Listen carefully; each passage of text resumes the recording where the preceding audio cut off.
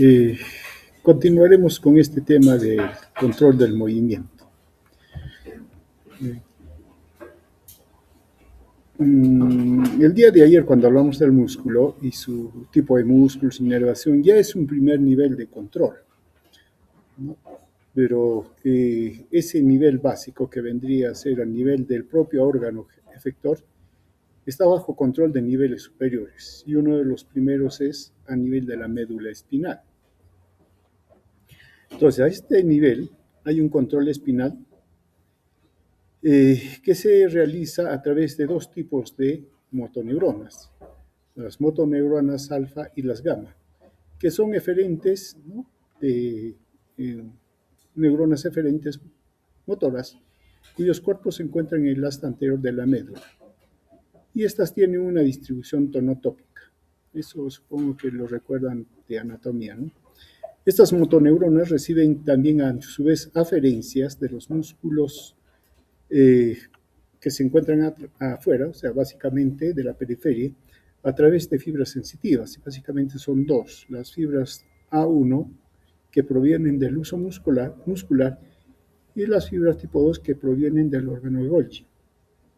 Entonces, con esto tenemos el circuito completo, ¿no? Tenemos el órgano, los órganos que captan las condiciones en las cuales se encuentran los músculos, básicamente el uso muscular y el órgano de Corti, las fibras aferentes o sensitivas 1A y 3, ¿no?, el centro integrador, que vendría a ser la médula espinal, y luego la vía eferente, que está formada por dos tipos de motoneuronas, las alfa y las beta.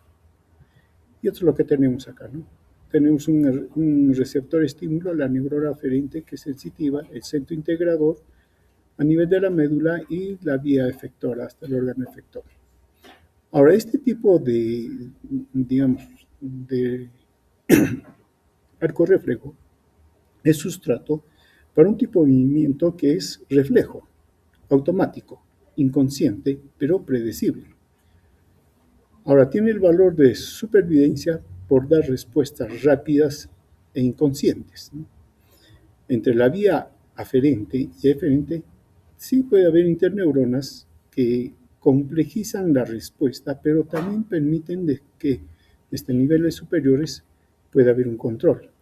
A mayor número de interneuronas, la respuesta es más lenta, pero también más controlada. Ahora bien, hay tres tipos de reflejos a este nivel que se consideran, ¿no?, considerando el reflejo miotático, el reflejo tendinoso y el reflejo flexor. El reflejo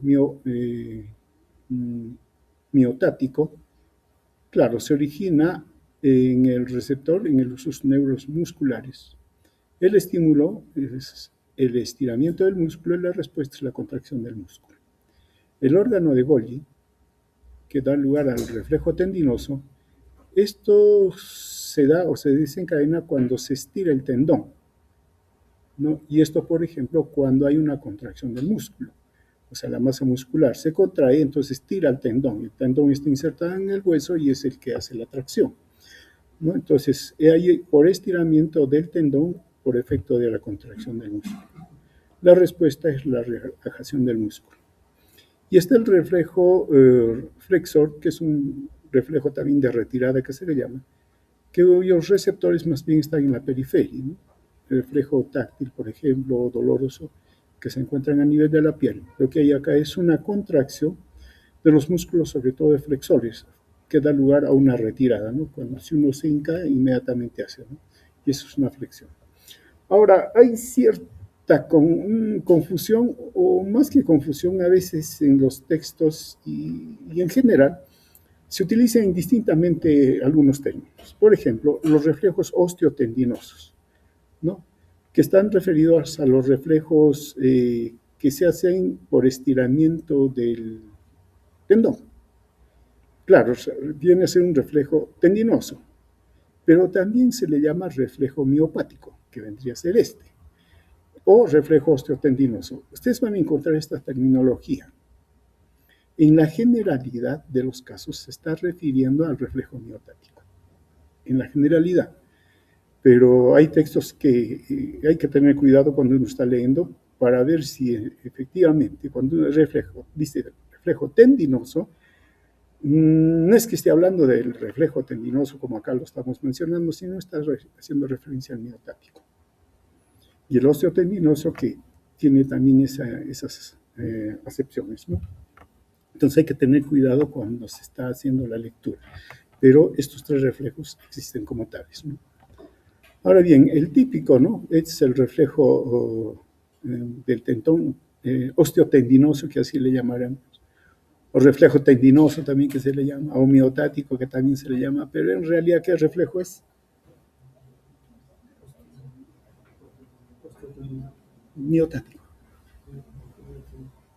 Claro, porque se da el golpecito y el problema no es el receptor, no es el tendón, no lo es. Simplemente como estamos golpeando, lo estamos jalando al tendón. Y el tendón hace que se jale el músculo. ¿Y quién se estira entonces? El músculo. Y ahí está el uso muscular. Entonces esto se capta, aquí se origina la neurona sensorial, va a la médula y regresa por las fibras motoras, ¿no? Claro que a nivel de la médula va a haber una, aparte de las motoneuronas que están comprometidas, alfa y gamma, va a ser de que, por ejemplo, el caso del músculo cuádriceps, que es el extensor, se active, pero también va a haber una colateral a través de una interneurona que va a hacer que el músculo opuesto, el flexor, sea inhibido, bloqueado. Porque caso contrario habría una lucha, ¿no? Para ver, eh, para hacer este reflejo. Entonces, no es que solo esté interviniendo el músculo cuádriceps, sino el contrario debe ser bloqueado, ¿no? Inhibido. Y claro, estos reflejos osteotendinosos o profundos, que también se le llama, uno los puede realizar a diferente nivel. Lo que uno tiene que ubicar es el tendón para darle el estímulo. Y sí, entonces tenemos el reflejo nasopalpebral o clavilateral que se llama, el reflejo superciliar, el reflejo maseterino, el reflejo bicipital, etcétera, ¿no? Inclusive también hay el tricipital que se puede hacer. Entonces, claro, ahí aplicamos nuestra ubicación topográfica de los músculos sustentores y solo hay que darle el golpecito y se ven reflejos, ¿no? No vamos a ver tanto las alteraciones, se lo dejamos a otro curso.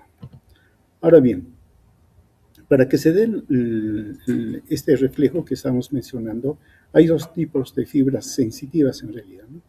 Las neuronas sensitivas del uso muscular, ¿no? Esas son del tipo 1A. Ahora bien, son axones gruesos, ¿no? Claro, conocidos como A-alfa también. Y están las motoneuronas sensitivas que se originan en el órgano de Golgi. Este se origina propiamente en el tendón. Y sus axones son menos gruesos, de tipo 2, conocidos como AB también.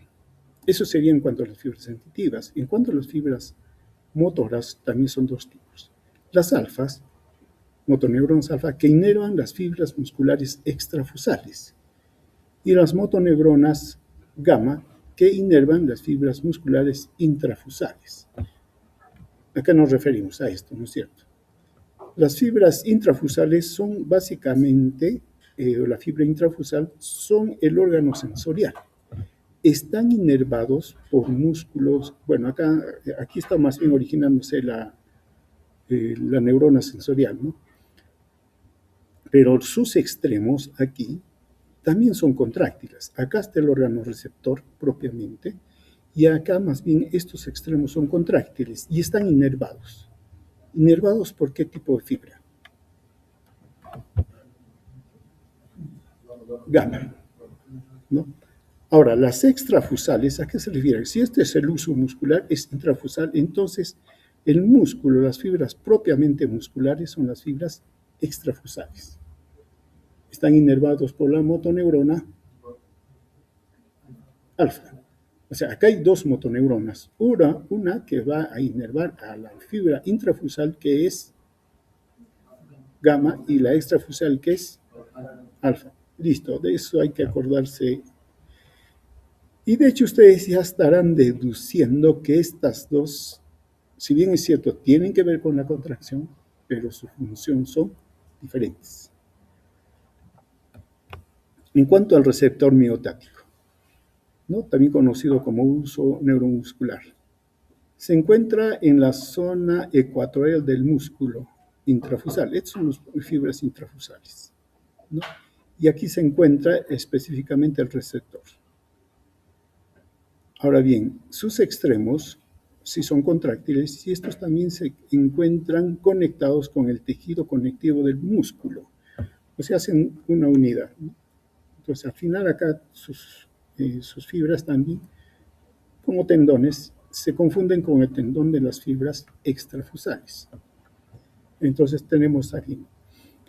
Ahora bien, hay de dos tipos: las fibras de bolsa nuclear, que vendrían a ser este tipo, y las fibras de cadena nuclear, que vendrían a ser de este tipo. Las fibras de bolsa nuclear, claro, tienen su dilatación en la parte central, donde se encuentran los núcleos. Ahora bien, hay dos por cada uso, y se clasifican en tipo 1, dinámicas, y tipo 2, estáticas o largas. Las de cadena nuclear son más cortas, ¿no? Estas cadenas son más cortas, sin dilatación central, con núcleos dispuestos uno después del otro. Ciertamente son más numerosas dentro de la fibra, dentro del músculo, y son más variadas, ¿no? O mejor dicho, son más numerosas. Ahora bien, los extremos de ambos tipos de fibras son contráctiles, como mencionamos, por lo que al contraerse estiran las fibras en sus extremos, claro, contraen, perdón, y eso hace que se estire el medio. Si este extremo jala y este jala, ¿quién se estira? ¿Quién se tensa? El medio. No es lo que va a suceder. Ahora bien, entre los tipos de esos musculares que mencionamos, están los de cadena nuclear y de bolsa nuclear. Las de cadena nuclear tienen axones sensoriales mielinizados, sus fibras son 1A. Se conectan a terminales, o se les considera como terminales sensoriales primarios. Las de bolsa nuclear son de dos tipos: dinámicas y estáticas. Las dinámicas tienen axones sensoriales tipo 1A y también son terminales primarios. Las estáticas tienen dos tipos de axones sensoriales, 1A y tipo 2, y sus terminales sensoriales son primarios y secundarios. Considerando los órganos terminales sensoriales, ¿no? Primario y secundario. Los primarios, ¿no?, informan sobre la longitud y velocidad de cambio de longitud del músculo. Y tanto en una respuesta estática, cuando estamos parados, ¿no?, sin mover el músculo, o cuando es dinámico. Por lo tanto, informan cambio de longitud y también y de longitud del músculo. Y con ese mecanismo informan la velocidad del movimiento. Como son dinámicas y el cambio de longitud es más rápido, entonces está indicando que el movimiento se está realizando más rápidamente. Entonces se informa sobre velocidad de movimiento. Los secundarios sí miden también la longitud, pero la longitud estática de los músculos, cuando estamos detenidos, parados, ¿no? Da lugar a una respuesta estática.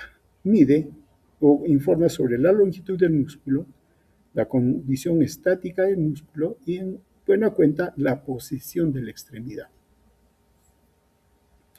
Ahora bien, teniendo en cuenta el reflejo que desarrolla, tenemos un reflejo dinámico de estiramiento.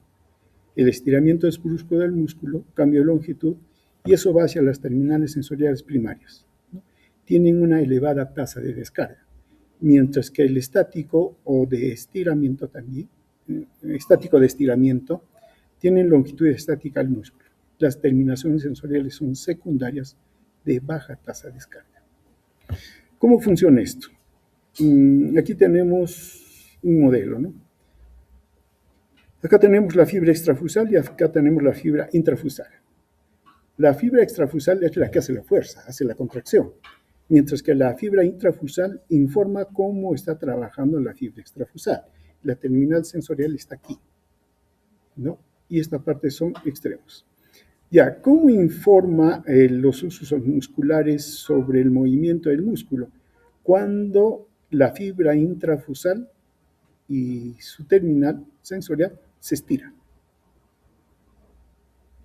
Claro, parece un poco contradictorio, porque si el músculo extrafusal se contrae, ¿qué pasa con la fibra intrafusal? ¿O qué pasaría, no? Se relaja, lo que queda suelto, como acá. Entonces, ¿cómo es que la fibra intrafusal se informa contracción muscular? Claro, lo que va a suceder es que al haber contracción de la fibra extrafusal, la fibra intrafusal de sus extremos también se acorta. Y al acortarse las dos, entonces aquí el centro está siendo estirado y se informa que hay contracción. Para eso, entonces, tiene que estar inervado la fibra extrafusal, tipo de neurona, alfa beta, alfa gamma, alfa, y las fibras intrafusales, gamma. Entonces hay dos tipos de neuronas, ¿no? Usualmente cuando hablamos de movimiento y contracción muscular y primera neurona motora, no hacemos diferencia de las dos, porque están referidas al mismo acto. Muy bien, entonces, ¿qué tenemos? Las motoneuronas gamas, la gamma, ¿no? que inervan las fibras del uso muscular deben contraerse, ¿no?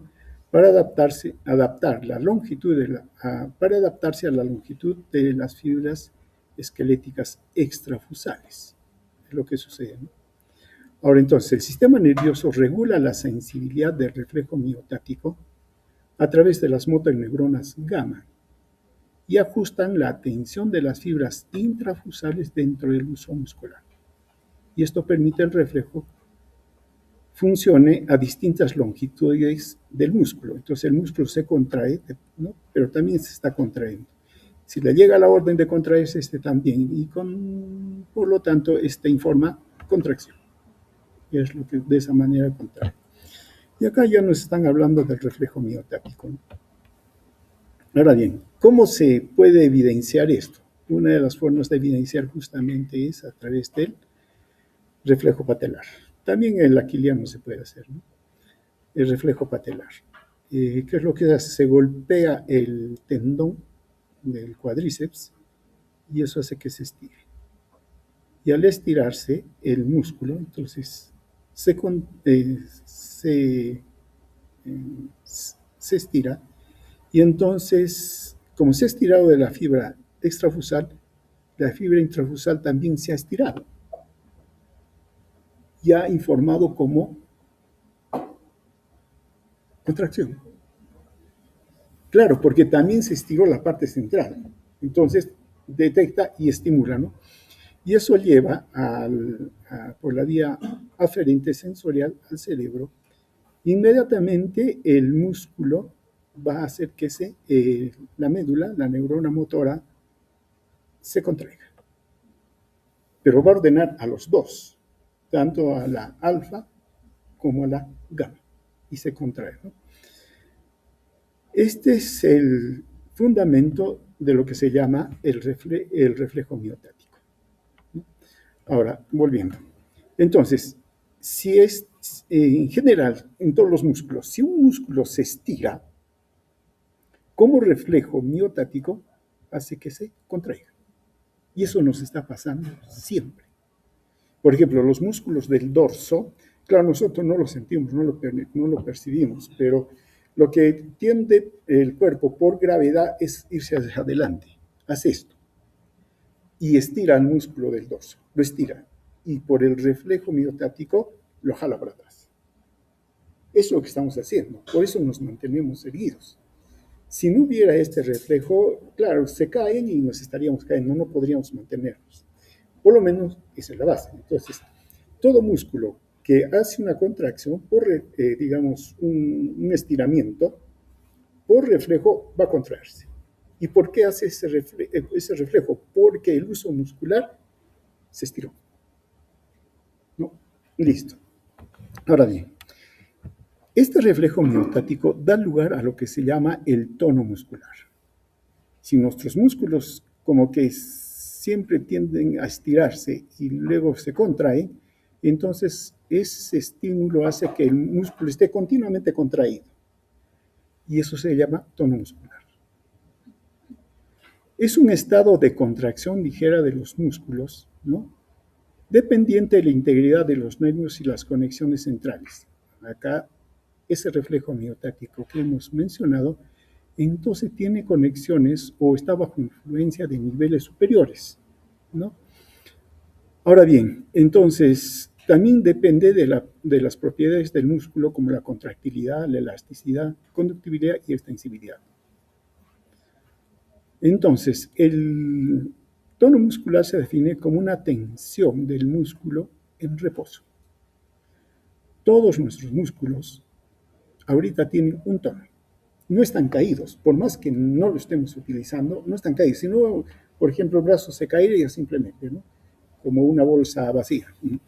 Así se caería, pero no. Entonces, como tiene, los músculos están ahí, aunque lo tenga, pero los músculos están contraídos, tienen su tono. Ahora bien, el tono muscular es energía potencial de un músculo, incluso cuando están relajados. Entonces, aquí el músculo presenta una ligera contracción que limita la elasticidad y sí ofrece resistencia al movimiento pasivo. Entonces, tiene que vencerse el tono para que haya el movimiento. Ahora bien,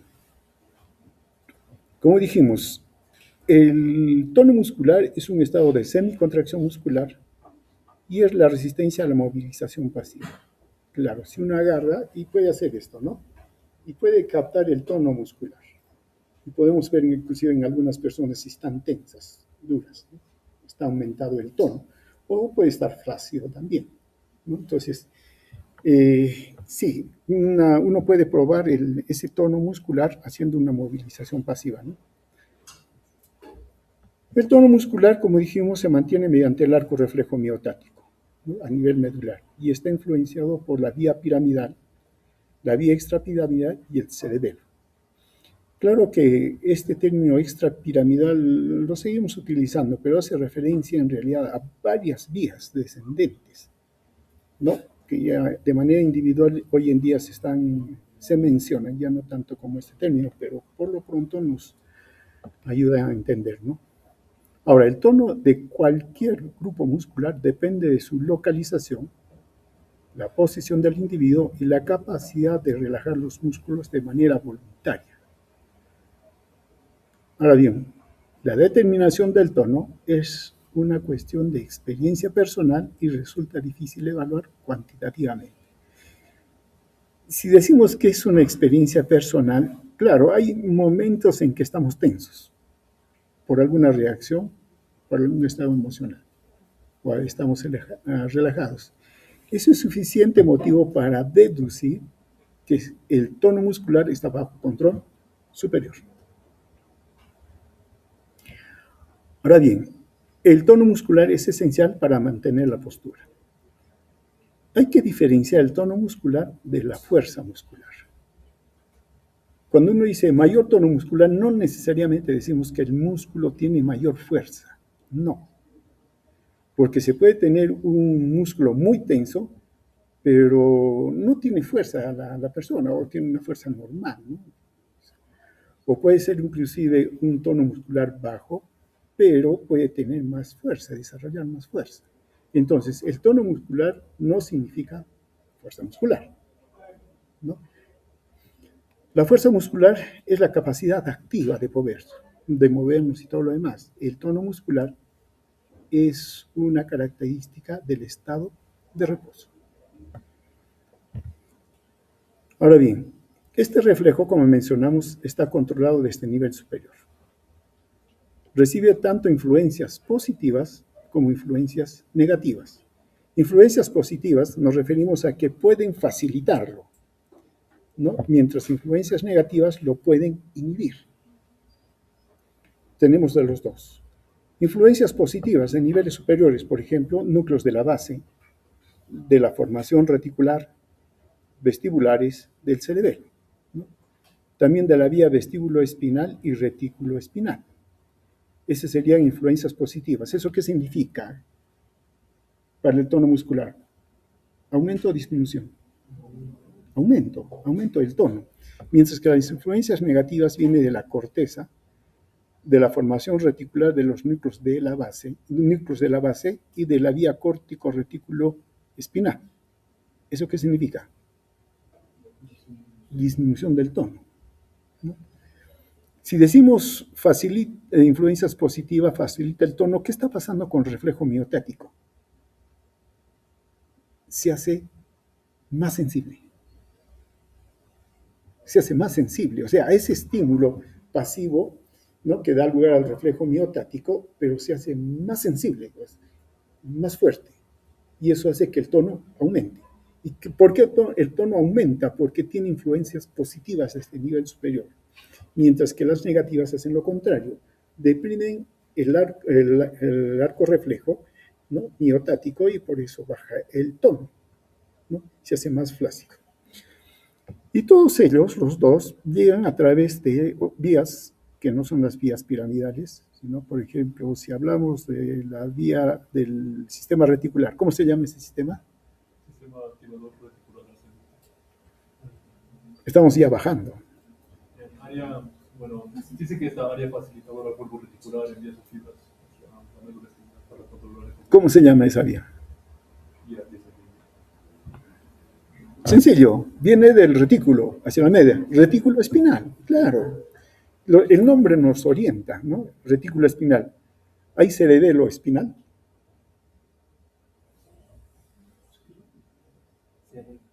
Cerebelo espinal. Espino cerebeloso sí hay, pero es vía ascendente. Pero cerebelo espinal. Ya, pregunta de examen. Vestíbulo espinal, claro, sí hay, ¿no? Retículo espinal con influencias negativas de la corteza, la formación reticular, núcleos de la base y vía córtico retículo espinal también. Aquí miren, eso después lo vamos a ver. Entonces, esto favorece, por ejemplo, llegan acá hacia la motoneurona, primera neurona motora, ¿no? Y también está recibiendo de las aferencias de la fibra 1B a través de interneuronas. Acá también hay interneuronas. La motoneurona, entonces, al final, cuando sale ya con toda, digamos, con una respuesta que integra toda esta influencia, desde el nivel periférico hasta el nivel central. Veamos ahora, si decimos que hay niveles superiores que regulan el reflejo miotático, entonces veamos. ¿Qué tenemos? La corteza motora. Su efecto es tanto facilitador como inhibidor.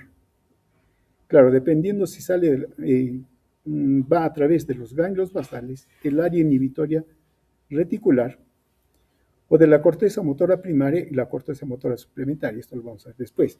Miren, el estado predominante que tenemos es extensor. Este es nuestro estado, digamos, predominante, básico. ¿Por qué? Porque a lo largo de la evolución nos hemos parado. Y entonces el cerebro no podría estar pensando todo el día en que estemos parados, ¿no?, contrayendo los músculos, todo. Eso lo ha dejado a niveles inferiores. Y entonces estamos en esta posición. Entonces, si yo quiero hacer cualquier cosa, tengo que bloquear ese estado. Entonces, tengo que inhibir o facilitar el reflejo miotático. Se tiene que inhibir. Por eso la corteza cerebral inhibe al reflejo miotático, porque el reflejo miotático nos da postura, y nuestra postura es extensora. Entonces, por eso digo, si yo quiero hacer algo, tengo que hacer esto, ¿no? Entonces, como la postura es que me eche para atrás, tiene que ser bloqueada, y la corteza lo bloquea. Y entonces ya podemos hacer, digamos, la actividad. Los ganglios basales también inhiben, pero ellos lo hacen a través de la corteza, no lo hacen directamente. El cerebelo también es inhibitorio en general, ¿no? Y lo hace a través de las áreas inhibitorias reticulares, ¿no? Si hay una lesión del cerebro, hay una hipotonía. El núcleo rojo, conocen al núcleo rojo, ¿no? ¿Sí? Ya. El núcleo rojo también es inhibitorio. Inhibe el reflejo miotático y ese reflejo de extensor predominante. Eso lo hace a través de su proyección sobre las motoneuronas alfa y gamma, ¿no? Tenemos el área facilitadora reticular, mesencéfalo-pontina, que descarga de manera espontánea, ¿no?, hacia las aferencias. Es más bien facilitador, aumenta el tono. Entonces, ¿qué haría? No hace flexión, más bien hace extensión, ¿no? Los núcleos vestibulares también facilitan el tono, hacen extensión a través de solo las motoneuronas alfa. ¿Y qué tenemos las motoneuronas alfa? Extrafusal, intrafusal. ¿No? Extrafusales, o sea, la que hace la fuerza, ¿no es cierto? El área inhibitoria reticular del bulo es más bien inhibitoria. Su descarga está inducida por corteza y cerebelo, o sea, depende del nivel más alto, pero tanto la corteza como el cerebelo son inhibitorios, por eso también es inhibitorio. Los facilitadores del reflejo miotático promueven la rigidez de los músculos, los ponen duros, mientras que los reflejos y da lugar a reflejos de estiramiento, reflejos antigravitatorios. Claro, evitan que por la gravedad nos caigamos hacia adelante, ¿no? La vía vestíbulo-espinal se proyecta a la motoneurona alfa, mientras que la retículo espinal a la motoneurona gamma. De esa manera trabaja. A ver, ¿cómo hacemos? Ya, acuérdense bien de esto, ¿eh? Porque de hecho les voy a hacer una preguntita en el examen. ¿Por qué? Porque tienen funciones diferentes, ¿no es cierto? Claro, hacen contracción las dos, pero una es sí para desarrollar fuerza, movimiento, mientras la otra es para informar, sensorial. ¿Qué les digo? Hay dos patologías que se pueden ver, ¿no? Y que reflejan, digamos, la influencia que tienen estos centros. Hay, digamos, dos posturas patológicas que se producen cuando hay lesión central, por ejemplo, ¿no? Una parálisis, lo que se llama la rigidez de descerebración y la rigidez de decorticación. Esto se debe a lesiones del tronco encefálico o más arriba, ¿no?, que bloquean justamente estas vías que controlan el reflejo miotático. Si hablamos de la rigidez de descerebración, esto lo caracteriza. Esto se da a nivel superior del mesencéfalo, arriba. Ahí se cortó la comunicación, un trauma se cortó. Entonces, la parte superior, por encima del mesencéfalo, queda desconectada. Y la parte inferior sigue en conexión. Si consideramos que la parte inferior es facilitadora del tono, entonces nos explica por qué la posición de la paciente o del paciente está en esta posición. Así está. Porque los centros facilitadores del reflejo miotático, los extensores, predominan. Y entonces tenemos esta posición. Extensión, ¿no?, de todo el cuerpo, los brazos en aducción, pronación y flexión de la muñeca. Esta posición es rígida. Y las piernas están extendidas, ¿no?, rígidas, y un estiramiento de flexoplantar. Claro, sería flexoplantar, ¿no? ¿Sí? Claro. Porque el otro es dorsiflexión y dorsi-extensión. Así es. De la planta. Cuando la planta hace esto, ¿qué cosa es? Y cuando hace esto, ¿qué cosa es? Este es dorsiflexión y este es flexión plantar, ¿no? Y se encuentra en esa posición. Es parte de la extensión. Listo. ¿Por qué? Porque los centros que facilitan la extensión son los que predominan y los que inhiben han sido bloqueados. Pero si la lesión es un poco más arriba, sí ya se libera algunos, mejor dicho, sí hay conexión todavía para que ciertos centros flexores sí se den. Y lo que sucede en la decorticación es una flexión. Igualito es extensión todo porque hay predominio, pero hay una flexión de los brazos. En vez de estar así, hace esto. ¿Esto qué me señala? De que hay lesión, sí, pero está por encima del tronco encefálico. La otra lesión está en la parte superior del mesencéfalo, tronco encefálico. Está allí, pero en la parte superior. Entonces tenemos esta posición. Pero si se le encuentra en esta posición, la lesión es más arriba todavía, ¿no? Y eso es lo que nos señalan, ¿no? El daño está por encima del puente, la rigidez de descerebración en el mesencéfalo. Y acá en la rigidez de corticación, el daño está por encima del mesencéfalo, ¿no? Y entonces está aquí.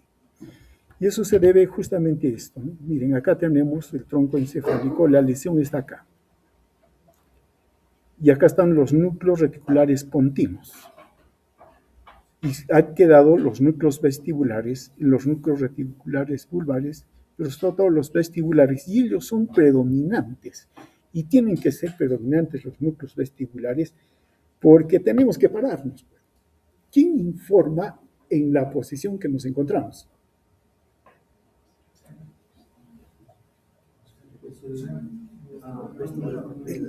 Los órganos vestibulares del oído. Claro que no del cuerpo, él solo informa de la posición de la cabeza. Si está en posición horizontal, vertical, horizontal, que usted quiere. Listo, informe eso, ¿no? Entonces, ya, eso así. Y eso llega al cerebelo. Ya, pero el cerebelo solamente estaría conociéndole de la cabeza. Tiene que integrar con el resto del cuerpo. ¿De dónde le llega esa información?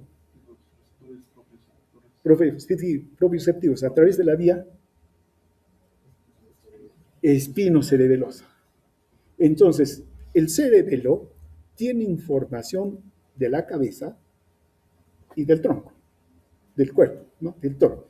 Y entonces, para que nos podamos mantener, envía su salida y hace que los músculos se extiendan, ¿no?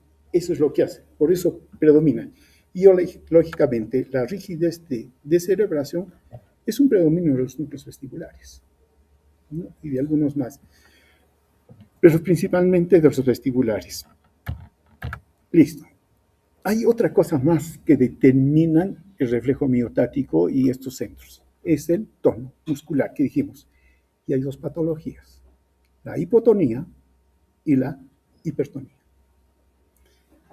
La hipotonía es un tono bajo muscular.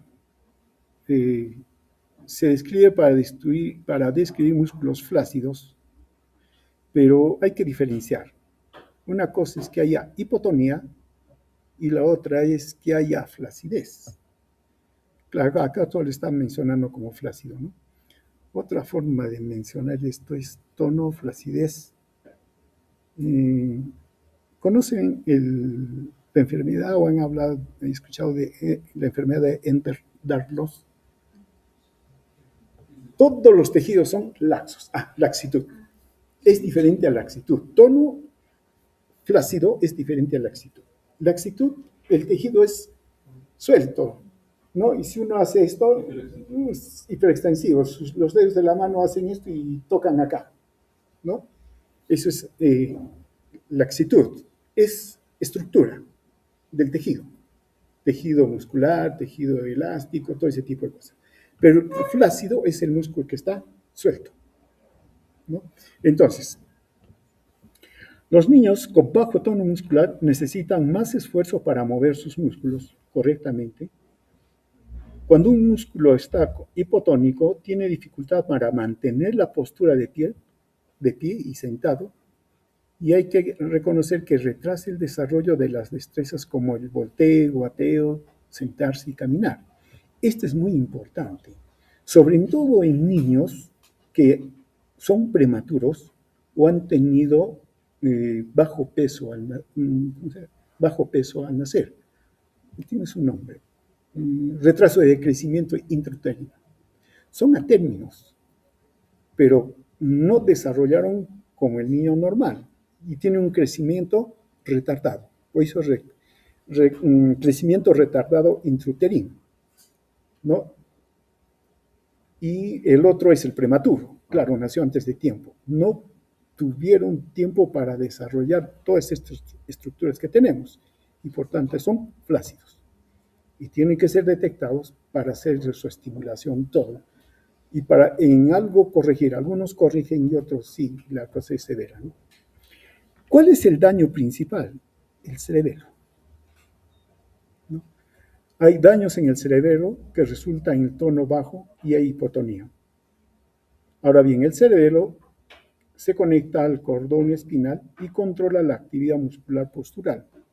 Y esto influencia el tono muscular. Esto para realizar trabajo de mantener la postura del cuerpo, por ejemplo.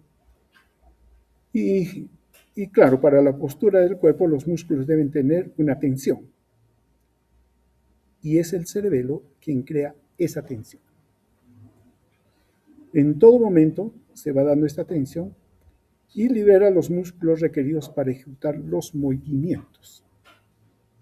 Entonces, generalmente, no es la única causa. Si hay hipotonía en este tipo de niños es porque hay un problema de cerebelo y hay que tener cuidado.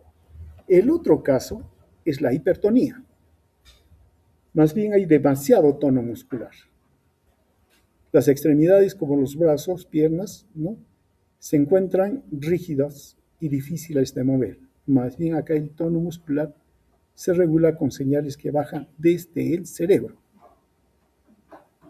En la hipotonía ocurre con lesiones de regiones del cerebro que controlan las señales que dan.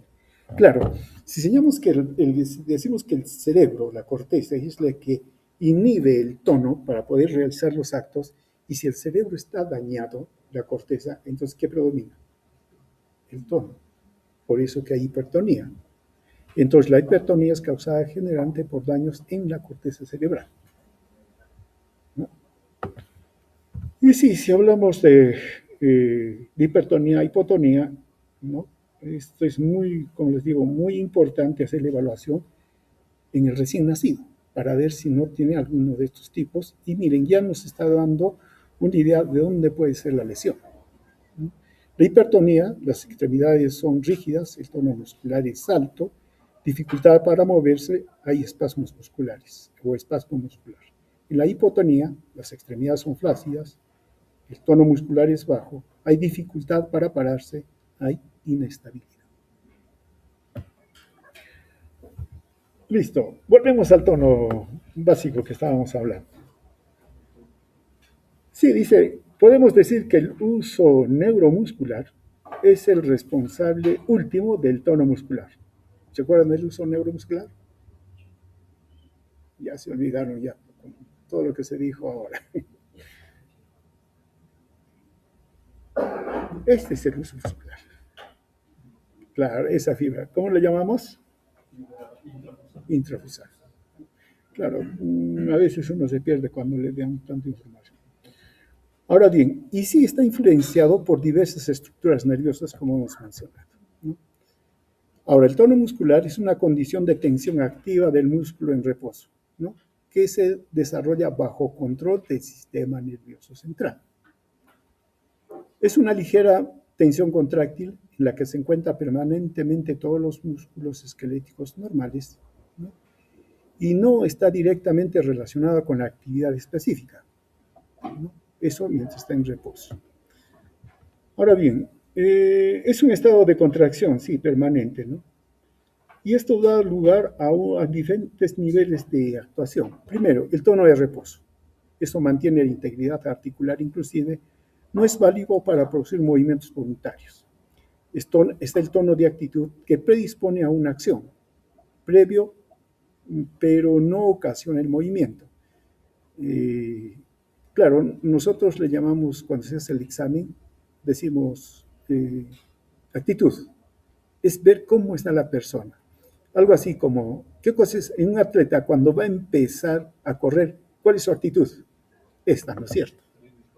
Claro, está preparado para correr, esa es la actitud, ¿no? Las posiciones que tenemos es actitud. Listo, yo los veo a ustedes y yo deduzco qué actitud tienen, pasiva, tranquila, no interesados o no interesados. Esa es actitud, y esa actitud también está sustentado en el tono. Es fácil, ¿no? El que no está interesado, ya pues está, ¿no? Está acá por cortesía, bien, nada más, pero el que está más bien interesado está más parado, está viendo, ¿no? Entonces, esa es actitud. Y el tono de acción acompaña la actividad muscular, pero como dijimos, el tono de acción prácticamente vendría a ser la fuerza. Claro, si un músculo tiene un buen tono, es cierto, le va a dar una buena base para que desarrolle fuerza, ¿no? Pero el hecho que tenga un buen tono, alto tono, no significa que tiene más fuerza. No significa eso. Todo esto del tono de reposo es una función de apoyo, de sostén, mientras que el de actitud y de acción más bien es para la función de movimiento. El tono es un estado de atención, manera de ser, factor, claro, es un factor neuromuscular, ¿no? Alteraciones del tono, como habíamos mencionado. Hipertonía, rigidez, espasticidad, hipertonía, flacidez, debilidad, etc. Listo, hasta ahí lo dejamos con reflejo miotático, osteotendinoso o reflejo tendinoso, lo que ustedes quieran. ¿Listo?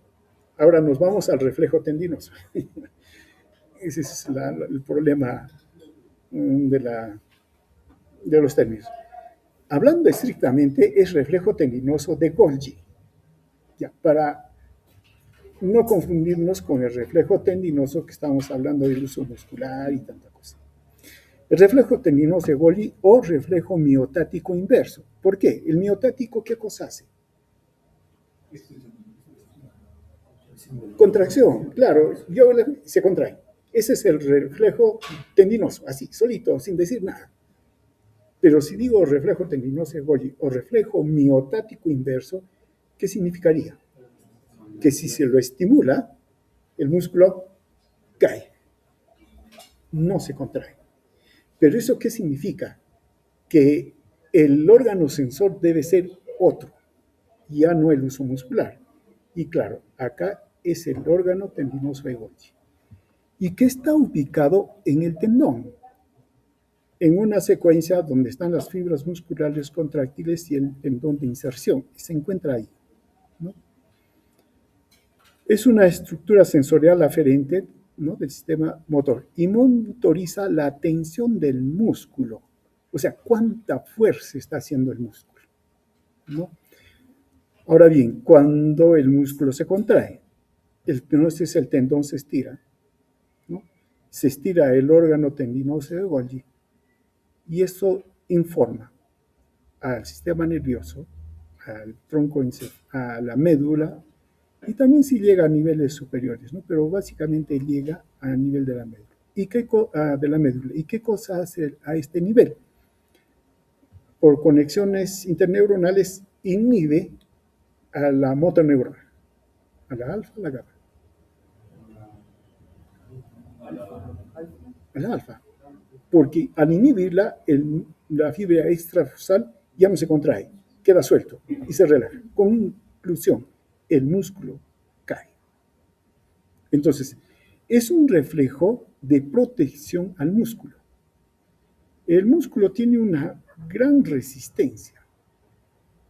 Se puede contraer con tal tensión que, miren, es más posible que el que se dañe sea el tendón y no el propio músculo. La inserción. ¿Cómo se llama esa lesión? Cuando el tendón es el que se ha desgarrado. Puede ser completo o parcial. Esguince, ¿no? Esguince. Entonces, es lesión. Entonces, para proteger al músculo, entonces este reflejo. Los autores no se ponen de acuerdo hasta ahora cuánta fuerza debe existir en el tendón para que el tendón o en el tendón se active este reflejo de Golgi. Todos mencionan que debe ser alta tensión, pero no dicen cuánta de fuerza. Solo dice debe haber una alta tensión. Si hay alta tensión, entonces lo que va a haber es una fuerza de contracción alta y sostenida, tensión por lo tanto, y es la que activa el reflejo de relajación. Es un reflejo de protección. Entonces, más bien es el órgano sensorial está en el tendón, ¿no? Y es el que va a descargar hacia la médula por la vía aferente y va a hacer que a nivel del centro integrador se inhiba al músculo, en este caso, el cuádriceps, ¿no? Que es el que está haciendo la contracción. Entonces, queda bloqueado. Y listo. Hasta aquí con control a nivel de la médula. Listo. Ya basta.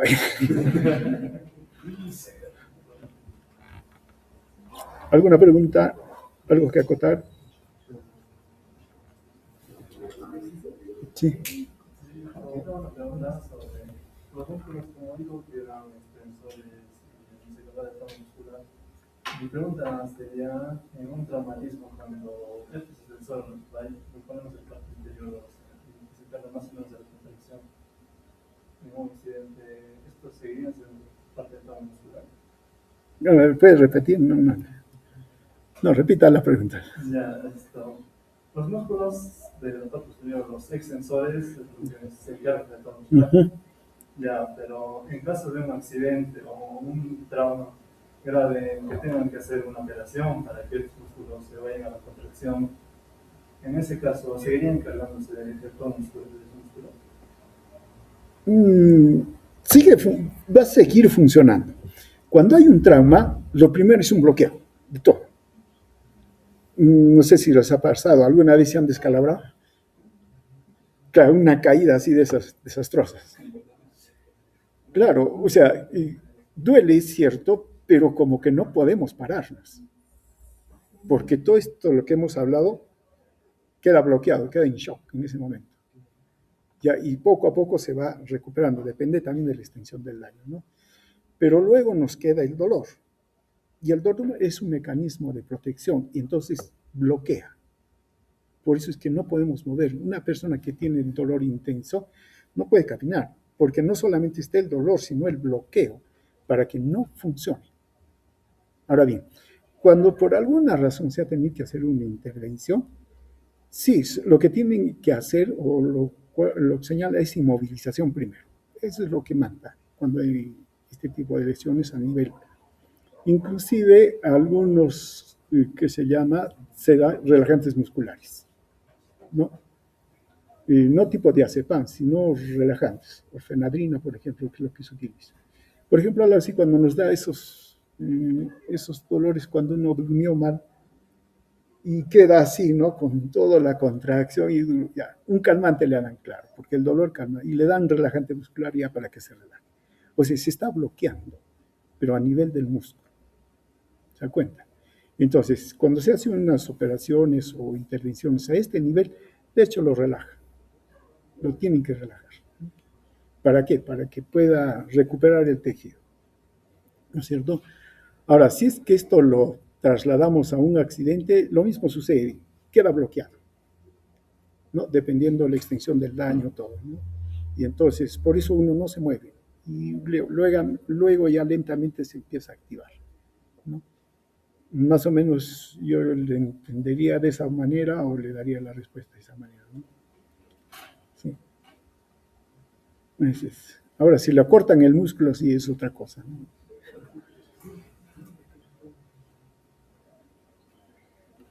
Listo, muy bien. Si no hay otra más, continuamos. Sí, todavía nos falta otro nivel. O paramos acá.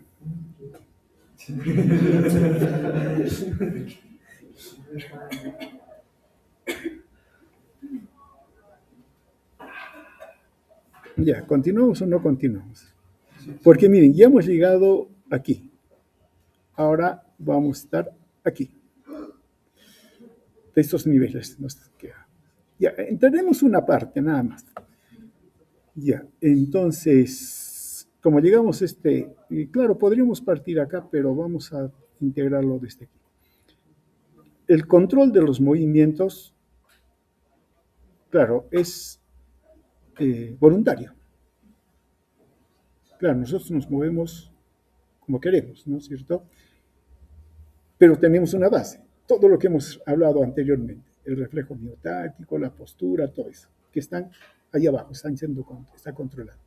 Pero el movimiento que queremos realizar sí es consciente, ¿no? Entonces, necesitamos un centro donde se origine ese movimiento. Y eso ustedes sí lo saben. ¿Dónde se origina el movimiento? En la corteza motora, ¿no? Entonces, si hablamos de la corteza motora, esta se encuentra por delante de la cisura central, acá. Y esto corresponde entonces a lóbulo frontal.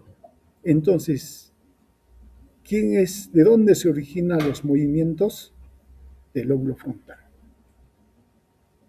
De allí se originan los actos volitivos de voluntad y estos se expresan a través del movimiento. Entonces, el lóbulo frontal sí origina el movimiento, pero también realiza control de ellos, ¿no? El lóbulo frontal está también involucrado en otras acciones. Por ejemplo, solución de problemas. Si algo tenemos que solucionar, es aquí. Tengo que pensar, tengo que hacer algo, ¿no? Toma de decisiones, la planeación. Esto genera respuestas voluntarias, genera regulación de la conducta social, de las emociones y de las funciones autónomas. De buena cuenta, nosotros nos comportamos porque tenemos lóbulo frontal. Y entonces, el comportamiento es movimiento. Y entonces el lóbulo frontal tiene que controlar el movimiento. Ahora bien, conocemos tres cortezas motoras, sí, lo vamos a señalar así, ¿no? La corteza motora primaria, ¿no? Que está justo delante de la cisura central.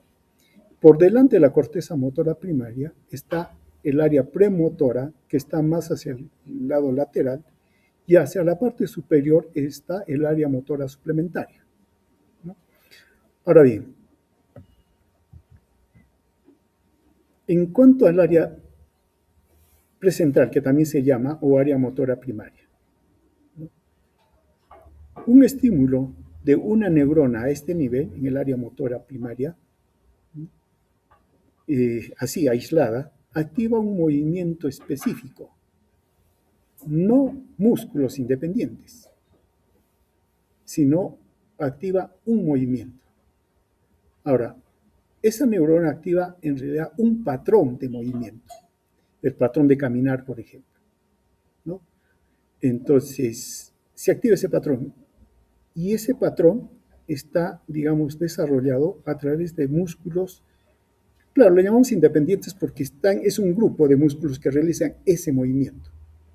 Ahora, un patrón de movimiento puede utilizar, mejor dicho, un músculo puede estar involucrado en varios patrones de movimiento, sí, ¿no? Por ejemplo, patrón de movimiento para caminar, ya, patrón de movimiento para correr, patrón de movimiento para saltar. Esos músculos están comprometidos y por lo tanto esas neuronas están comprometidas en varios patrones. Pero cuando el cerebro va a ordenar movimiento, mueve ese patrón y lo combina y todo lo demás. Ahora, los patrones de movimiento que están ya almacenados, codificados, se encuentran en regiones inferiores del encéfalo, en la médula, tronco encefálico, ganglios basales y cerebelo, sobre todo ganglios basales, ¿no? Ahora, esta área motora primaria tiene un control preferente de músculos de la mano y del habla. ¿Se acuerdan del homúnculo motor? ¿Sí? Ya, si ustedes recuerdan la figura, para la boca, la faringe y las manos es amplio, mientras que en la parte superior, ya yéndonos hacia la cara media del cerebro, están los pies, las piernas, que son una región mucho más pequeña, ¿no? Porque esos movimientos no son tan finos como los de la mano y la lengua, ¿no? Delante del área motora se encuentra el área 6, premotora, y tiene una organización topográfica semejante a la área motora primaria. Y los patrones de movimiento que tienen en esta área motora son más complejos que en el área motora primaria, ¿no? Se dividen como en dos líneas, ¿no? Una anterior. En esa parte anterior se crea la imagen motora del movimiento a ejecutarse. O sea, ahí es donde pues el cerebro piensa y se imagina el movimiento, lo que se va a hacer. Entonces crea una imagen del movimiento. La parte posterior del área premotora, con esa imagen excita cada patrón sucesivo de actividad muscular necesario para ejecutar el movimiento. Entonces, ahí lidera el movimiento. ¿Listo? Entonces le paso la orden a la parte posterior y es el que va a activar los patrones para que se pueda dar este movimiento. Envía los impulsos a la corteza motora primaria de forma directa o a través de los ganglios basales o del tálamo. Entonces, la área promotora primero se da cuenta, crea la imagen de movimiento, pero él no da la orden. La orden la tiene que dar el área primaria. Ahora, puede enviárselo directamente, o si no a través de los ganglios basales, porque los ganglios basales van a tener que modular ese movimiento y lo va a la corteza motora. La única que manda la orden de contracción es la corteza motora. Nadie más. Por ahí va a bajar. Claro, antes decíamos el teléfono, porque antes utilizamos el teléfono. ¿Y por dónde salía la comunicación? Solo por el cable. No salía por otra cosa, ¿no? Claro, esa figura funcionaba en ese entonces. Ahora ya no funciona porque ya no hay esos teléfonos. Pero vale, ¿no? La única forma en que sale la orden de movimiento es a través de las neuronas de la vía motora primaria, ¿no? Ahora, en el área premotora también hay unas neuronas que se llaman las neuronas espejo.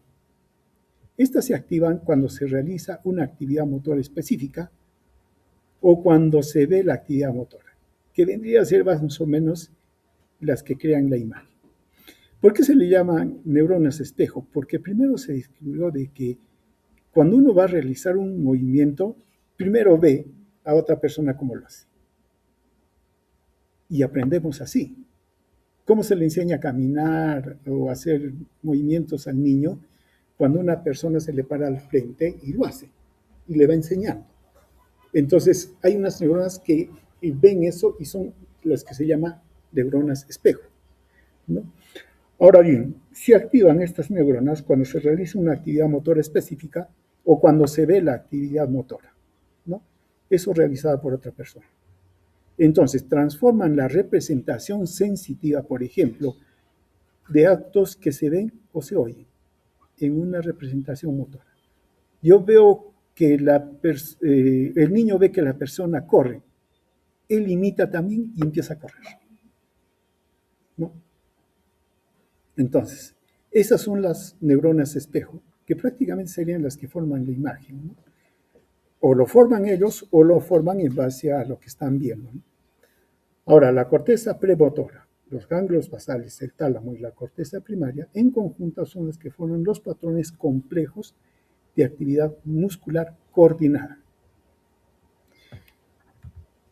Y finalmente, el lóbulo frontal, en el área motora suplementaria.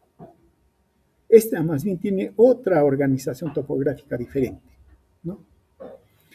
Las dos, la área motora primaria y premotora, son contralaterales. O sea, ordena el hemisferio cerebral de un lado, ordena al hemicuerpo contrario y viceversa. Pero esta área motora suplementaria, ¿no?, tiene otra organización y controla o induce contracciones que suscitan y que proyectan de manera bilateral, o sea, que ordenan a los dos lados. Y esto es necesario, porque tiene que haber coordinación entre lo que hace el lado derecho y el izquierdo. Por ejemplo, trepar.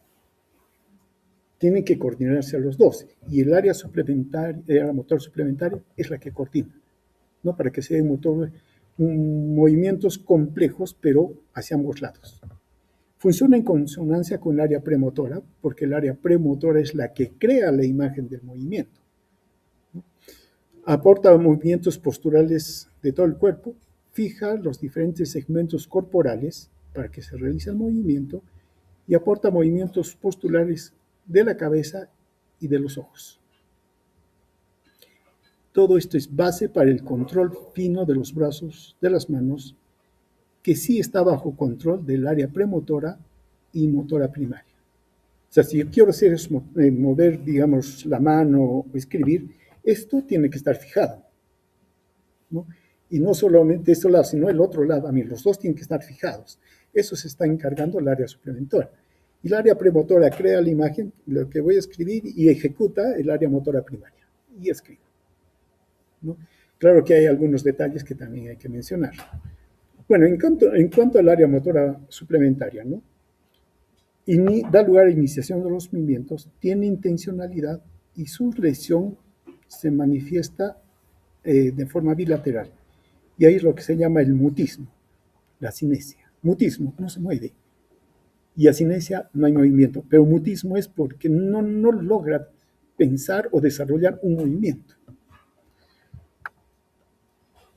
Parte de las áreas premotoras, digamos, pero que no se le llama la premotora, porque está ahí adelante también del área motora primaria, son áreas específicas que las hemos ido describiendo anteriormente, como son el área 44 o el área de Broca. ¿Qué hace el área de Broca? Aquí está ubicado los patrones de motores para el aparato fonador. ¿Y dónde se encuentran? Aquí. Y acá está el área motora primaria, está aquí. ¿Y qué cosa está adelante? El área premotora. Solo que por la función ya no decimos área motora, sino decimos área de Broca, ¿no? Pero la organización del cerebro, de la corteza, sigue el patrón. Aquí se encuentra, entonces, todo lo que se llama los patrones para el habla. Si hay una lesión aquí, lo que sucede es afasia motora. Esto sí se da en el hemisferio dominante. ¿Eso qué significa? Que la persona sí entiende lo que se le dice, sí entiende lo que lee, pero quiere hablar, no puede. Esa es la fascia motora, ¿no?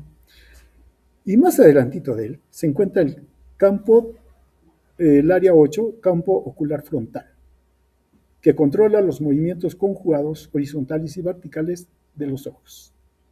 Claro, nosotros movemos los ojos, claro, cada uno tiene sus músculos y todo lo demás, pero son conjugados, se mueven en el mismo sentido, y sea hacia arriba, hacia abajo, o de forma horizontal, ¿no? Ahora bien, y es porque esta área se origina así en el área 8 de uno de los hemisferios y desciende hasta el tronco encefálico, aquí en el mismo lado, y tiene proyecciones sobre este núcleo. ¿Cómo se llama este núcleo? Tercer parte.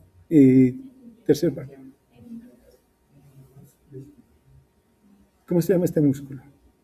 Edinger-Westphal es parasimpático. No estamos en el parasimpático. Estamos en motor. El otro es vegetativo. Acá está motor. ¿Cómo se llama ese núcleo? Que mueve los ojos. Núcleo motor ocular común. Claro.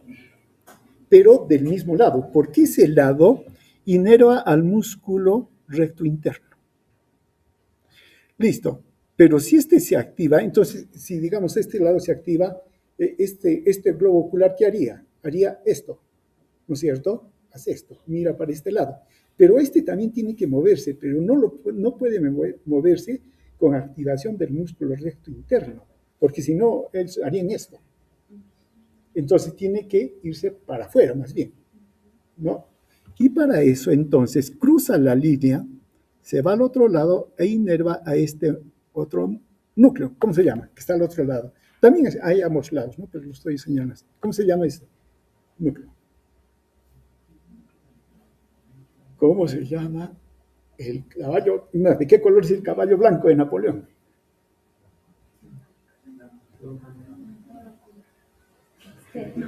Motor ocular externo. Claro, porque hace que el globo ocular se vaya hacia afuera.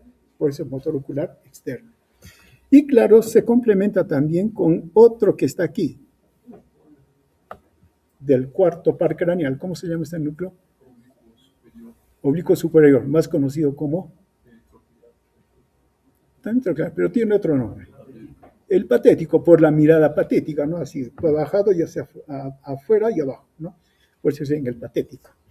Entonces, miren, el patético del mismo lado, el motor ocular común del mismo lado, hacen que el globo ocular gire hacia este lado, viniendo la orden de la corteza, de este lado de la corteza, digamos del derecho, hace que se desvíe hacia el lado izquierdo.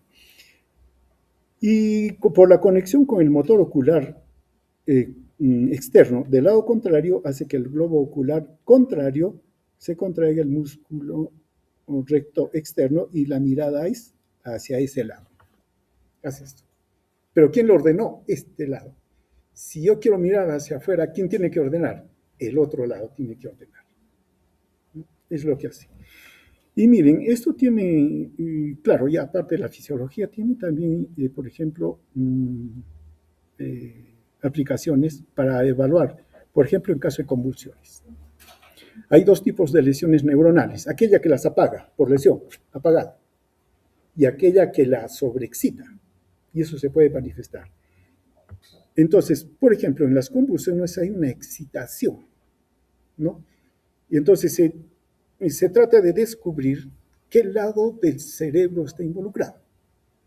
Entonces, si hay una excitación, entonces se espera que el área motora, el área 8, descargue. Y entonces, ¿hacia dónde va a mirar mientras convulsiona?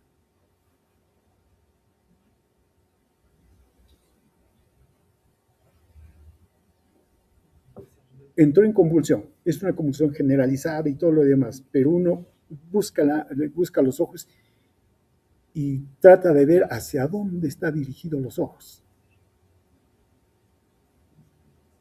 Si los ojos están dirigidos hacia el lado izquierdo, ¿cuál de los hemisferios estará dañado? El derecho. Si mira hacia el lado izquierdo, es el izquierdo. No, perdón. Si se mira hacia el lado izquierdo, ¿qué hemisferio está dañado? El derecho. Si se mira hacia el lado izquierdo, el hemisferio dañado es el izquierdo. El izquierdo. Claro, si la mirada se va ahí por convulsión, entonces está yendo a la mirada hacia el lado derecho. ¿Qué hemisferio es el que estaría dañado? El izquierdo. Claro, no porque predomina. Pero entonces, cuando hay convulsión, los globos oculares se alejan del hemisferio causante, se alejan del problema. Pero cuando hay una lesión, un trauma, se apaga. ¿Hacia dónde miraría? Hacia el mismo lado. Hacia el mismo lado. Por eso dice, cuando hay lesión, los ojos miran a su lado, miran a la lesión. Acuérdense de eso, y es por la forma en que está. Y cuando hagamos visión veremos algunos detalles más.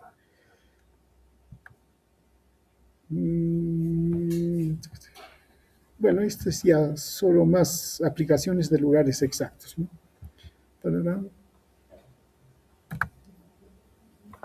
La corteza, acá está la corteza cerebral, área motora primaria, lo que hablábamos del homúnculo, y listo. Ahora salimos hacia afuera.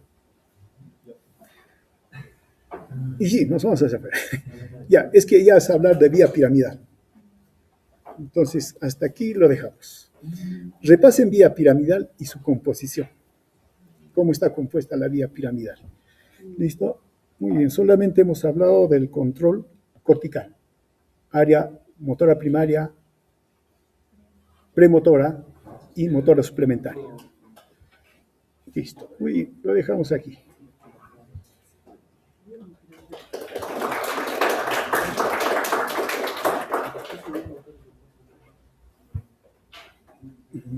¿Qué tenemos ahora? Nada, ¿no? Una pregunta. Con los que hicimos biofísica, ¿hicimos estímulo nervioso? Creo que sí. Que aplicar acá el electrodo y hacer esto. Hicimos eso, ¿no? Ya, entonces, ya lo hemos hecho.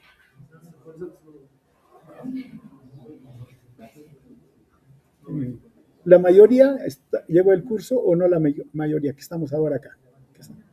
¿No qué? 11, doctor, 11 del año que han llevado, solo son 11, solo. Ya no son código 24.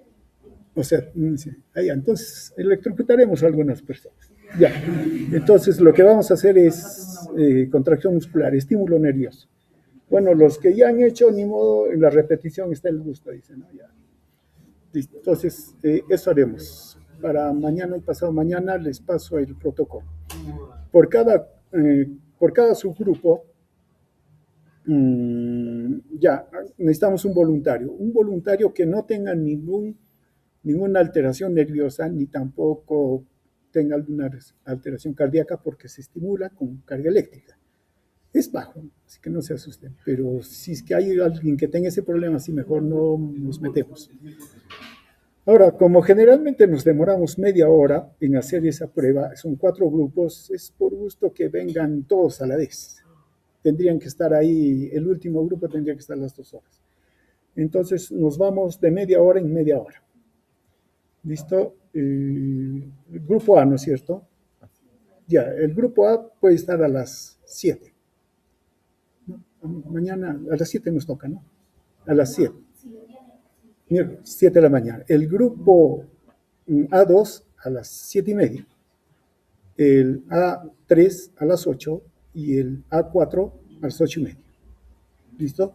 Van en ese orden para poder hacer la práctica. Porque digo, por gusto estarían esperando ahí. ¿Listo? Entonces serían el 5.º piso. ¿Para el grupo B lo mismo también?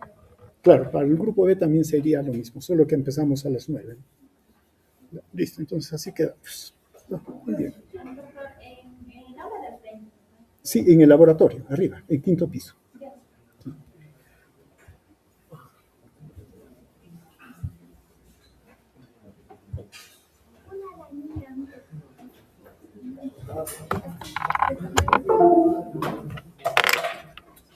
Bien. Nos vemos. Para la práctica de inmunología. Bueno, el problema es que hasta ahora no llega el reactivo X. Todavía. No, estoy yendo justo a ver a el señor Análisis y ya les envié el protocolo, ¿no? Para que lo tengan. Pero no sé si hay. Si no hay, entonces tendríamos que seguir avanzando con la teoría. Ya, yo le aviso.